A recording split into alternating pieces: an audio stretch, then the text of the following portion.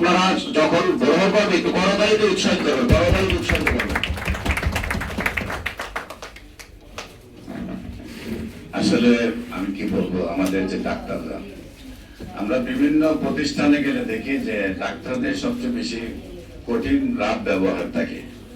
আমার বাবা রেজাউল করিম, সেও আমাদের যে বিশেষ করে গণস্বাস্থ্য হোমিওতে যে ডাক্তাররা রয়েছেন প্রত্যেকে যেমন মেধাবী তেমনি তারা খুব সৎ আচরণ করেন।